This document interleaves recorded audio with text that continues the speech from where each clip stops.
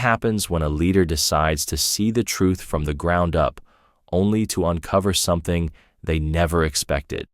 Let's dive into the story of Daniel Carter, a determined and successful entrepreneur, and how one visit to his own retail store changed everything. Daniel Carter was a self-made man. He grew up in a humble household, worked his way through college, and built his retail business, Carter's Goods, from the ground up. The store was known for its affordable yet high-quality household items, and its slogan, "Designed for you," resonated with families nationwide. From a single shop in a small town, Daniel expanded it into a chain with hundreds of locations. But as the company grew, he felt increasingly disconnected from the daily operations. One morning, Daniel woke up with an uneasy feeling. He had been receiving glowing reports from his executives about the company's performance, but something felt amiss. He knew numbers didn't always tell the whole story. So he decided to visit one of his stores, Undercover. Without notifying anyone, he swapped his tailored suit for jeans and a plain jacket, looking like any ordinary customer. His destination was store number 214, located in a bustling suburb far from corporate headquarters. When Daniel entered the store, the first thing he noticed was the aroma of fresh coffee brewing from the small cafe in the corner. The shelves were fully stocked, and the store looked well maintained. He felt a sense of pride, but reminded himself that he was there to observe, not admire. As he walked down the aisles, Daniel picked up a few items: a kitchen knife set, a set of towels, and a box of light bulbs. But something unusual caught his attention. The customer service counter, which was supposed to have a friendly associate ready to help, was empty. A line of 3 customers stood waiting, looking increasingly frustrated. Daniel decided to step in line to see how things were being handled. After waiting for several minutes, a young man named Jason finally appeared behind the counter. He didn't apologize for the delay or acknowledge the customers who had been waiting.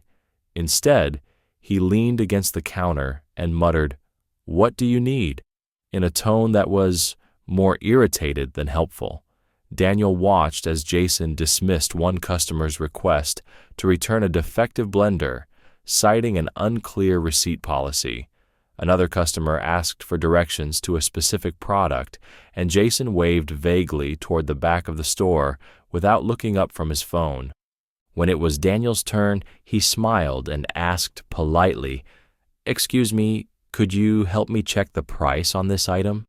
Jason didn't even glance at it. "There's a scanner over there," he said, jerking his thumb toward an aisle.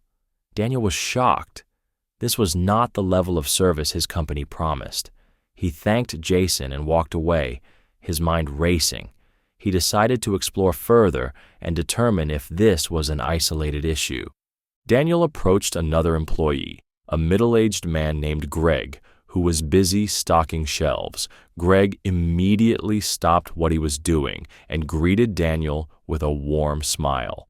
"How can I assist you today?" he asked.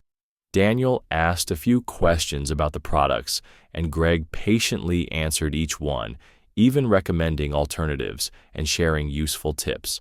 Daniel could see that Greg genuinely cared about the customers and the store. Curious, Daniel struck up a casual conversation with Greg. "You seem to know a lot about this store. How long have you worked here?" "Almost 10 years, Greg replied, his face lighting up. "I love this place, the customers, the work. It feels like home to me. But to be honest, it's been challenging lately. We're short-staffed, and some of the newer hires don't really care about the job. It's frustrating, but I do my best to keep things running smoothly." Daniel nodded, feeling a mix of admiration and concern. Greg's dedication was exactly what Daniel wanted in his employees, but Jason's behavior was a glaring problem. Daniel thanked Greg and left the store, determined to find out what was really going on. Back at headquarters, he reviewed employee records and customer feedback for store number 214. Sure enough, there were multiple complaints about rude behavior and poor service. Jason's name appeared in several of them. Daniel also discovered that Greg had been recommended for a promotion multiple times, but had been overlooked due to budget constraints. He realized that his company's rapid expansion had created blind spots.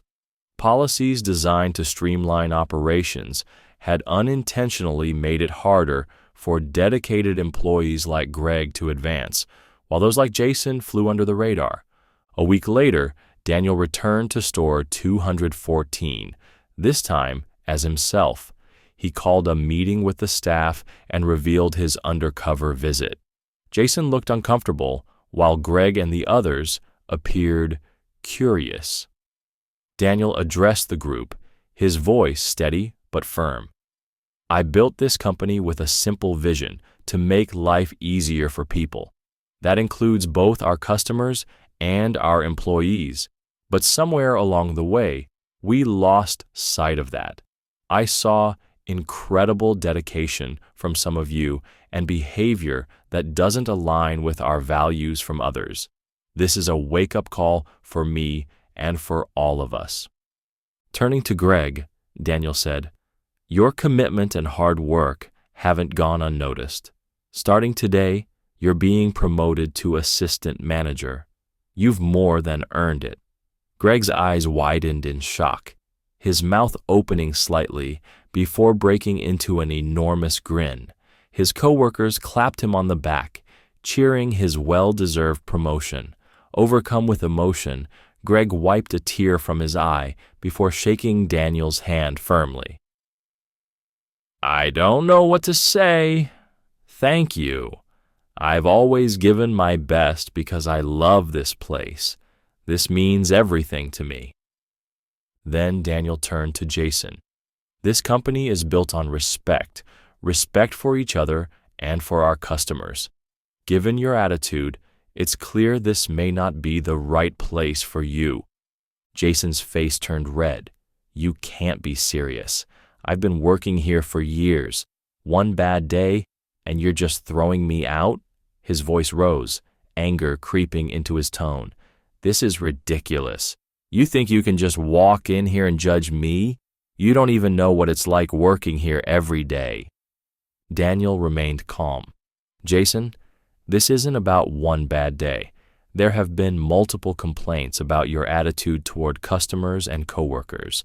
I wanted to give you a chance to prove otherwise, but today confirmed what I've already seen in the reports. If you're unwilling to change and embrace the values we stand for, then this is not the place for you." Jason scoffed, shaking his head. "This is unbelievable." He muttered under his breath and stormed out of the room, slamming the door behind him. Daniel turned back to the team.